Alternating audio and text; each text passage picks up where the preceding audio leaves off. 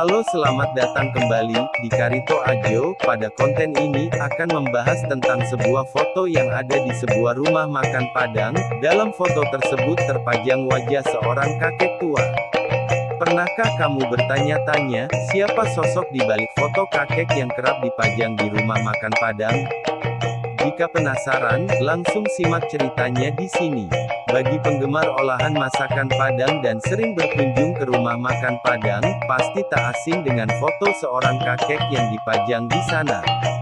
Uniknya, foto kakek itu selalu sama, ia berpeci hitam, berjanggut, mengalungkan kain seperti sarung bermotif kotak-kotak di lehernya, dan foto berwarna hitam putih.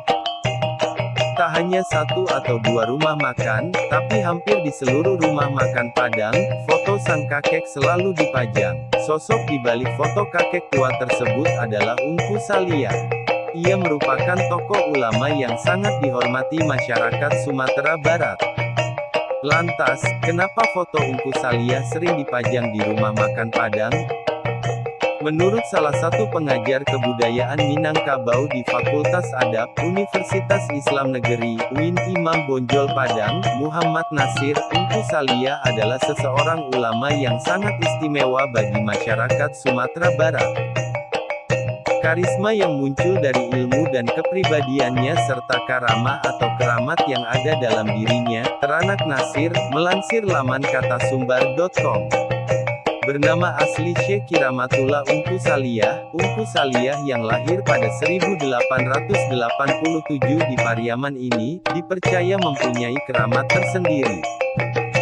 Ini karena ulama yang memiliki keramat adalah orang yang berilmu dan memiliki kepribadian yang baik. Sehingga ulama itu dihormati karena ilmu, kepribadian dan keramat yang dimilikinya, jelas Nasir. Cerita mengenai kekeramatan Ungku Saliah kemudian terjadi turun-temurun. Maka dari itulah, Ungku Saliah fotonya kerap dipajang di berbagai rumah makanan Padang. Menghormati ulama yang berkepribadian baik dan keramat serta mulia, yang tidak semua ulama memilikinya, tapi bukan dijadikan jimat, namun sebagai bentuk penghormatan dan sebagai alat komunikasi.